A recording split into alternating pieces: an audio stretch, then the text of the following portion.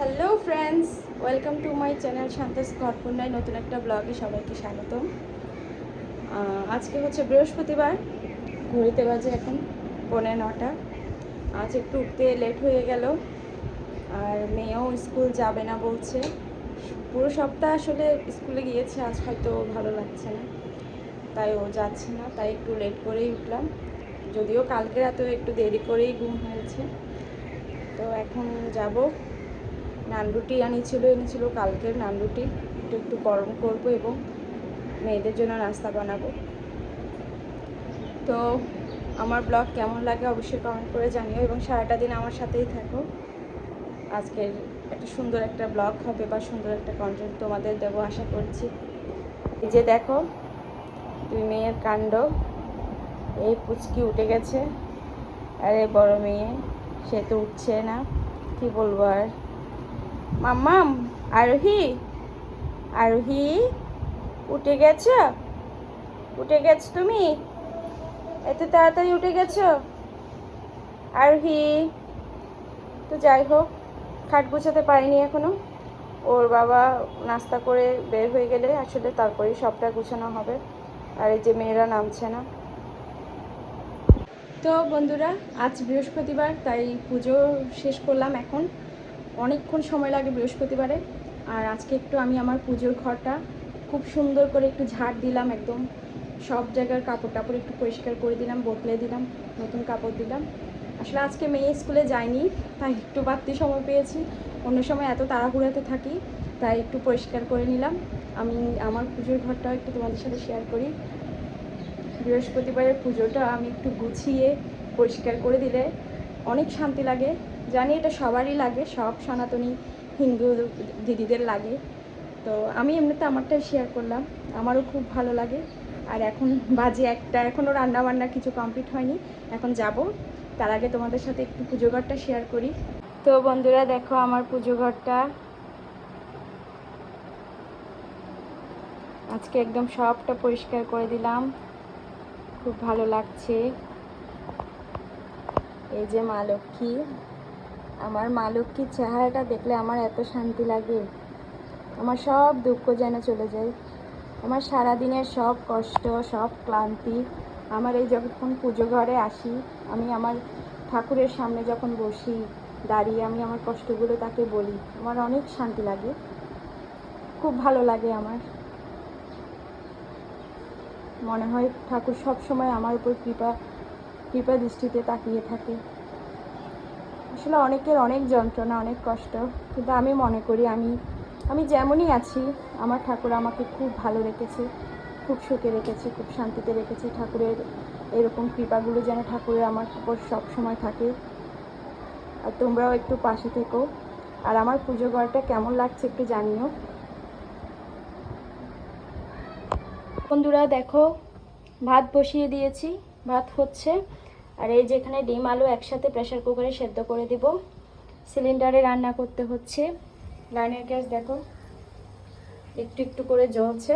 আর আমার এই বার্নারটা কালো, কারণ সেটা পুড়ে গিয়েছে উপর থেকে, নিচ থেকে কিছু একটা পাইপ একটা লিক হয়েছিল, যদিও এখন এটা ঠিক করে নিয়েছি। তাই পুড়ে যাওয়াতে উপরের গ্যাস বার্নারটার মানে উপরের চুলার উপরটা পুড়ে গেছে। অনেক দেরি হয়ে গেল। আর বড় মেয়ে স্নান করতে গেছে। এই যে আমার ছোট্ট মেয়ে মোবাইল দেখছে, মোবাইল দিয়ে বসিয়ে দিয়েছি একটু করে। সারাদিন দিই না, যখন খুব বিরক্ত করে একটু করে দিতে হয়, নাহলে ঘরের কাজ কিছুই হয় না। আর এখনকার বাচ্চারা তো জানোই, মোবাইল ছাড়া একদমই থাকে না। তো আমি রান্নাটা কমপ্লিট করে মেয়েকে স্নান করাবো, তারপর ওদেরকে খাবার দেবো। আজকে আসলে সত্যি অনেক দেরি হয়ে গিয়েছে কাজ সারতে সারতে। যাই হোক, করে নিব, কোনো দুপুরের মধ্যে কমপ্লিট করে নিব। তো বন্ধুরা, এখন বাজে প্রায় 2:45-র কাছাকাছি। এই যে খাবার নিয়ে বসছি, মেয়েদেরকে খাইয়ে দিয়েছি। আজকে দেখো রান্না করেছি সাদা ভাত, এটা হচ্ছে সজনের শাক ভাজা। আর এই যে ডিমের ঝোল রান্না করেছি আলু দিয়ে।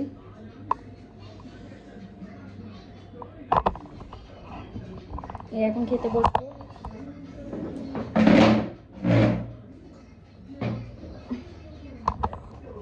তোমাদের কি খাওয়া হলো?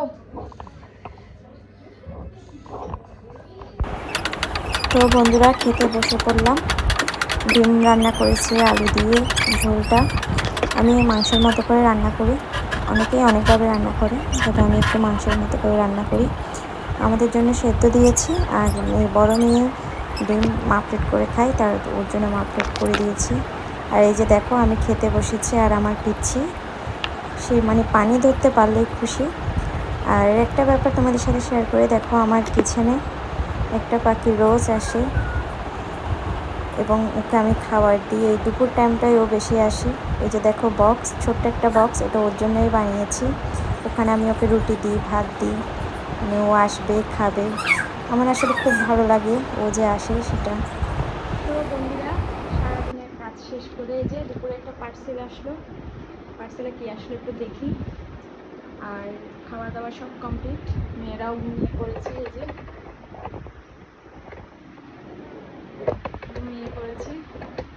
মেয়েরা ঘুমালে, ছোট্ট মেয়েটা যখন ঘুমায় তখন খুব শান্তি লাগে, খুবই ভালো লাগে। নাহলে একটু অসুস্থ তো, কাশি হয়েছে, সারাদিন কান্না করছে। আর এই যে বৃষ্টির জন্য বাইরে কাপড় শুকাতে পারছি না, তাই এখানে দড়ি দিয়ে, ছোটো বাচ্চা যেহেতু আছে কাপড় তো দিতে হবে, তাই এখানে দড়ি দিয়ে কাপড় দিই।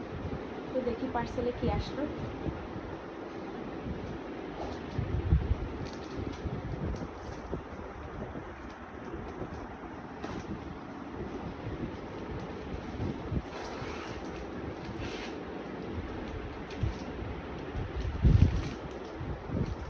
আচ্ছা, এটা হচ্ছে ওয়াইফাই রাউটার স্ট্যান্ড, মানে এটা ফিক্স করতে হবে। এই যে এটা ফিক্স করার জন্য ওরা খুব দিয়েছে। আর এটা ওয়াইফাইটা, এটা সেট আপ করতে হবে, এই হুকটা দিয়ে সেট আপ করে তারপরে এই যে দেয়ালের সাথে লাগাতে হবে। আসলে ওয়াইফাইগুলো টেবিলের উপর রেখেছে, ওয়াইফাই রাউটারগুলো দেখতে ভালো লাগছিল না, অনেক দিন ধরে ভাবছি একটা নিব, তাই নিয়ে নিলাম। এটাতে করে ওয়াইফাই রাখলে দেখতেও সুন্দর লাগবে এবং দেয়ালেও এটা দেখতে ভালো লাগবে। তো আজকে আর লাগানো হয়নি, লাগাবো বিকালবেলা, হয়তো লাগাবো, লাগিয়ে কালকে ভিডিওতে তোমাদের সাথে শেয়ার করব।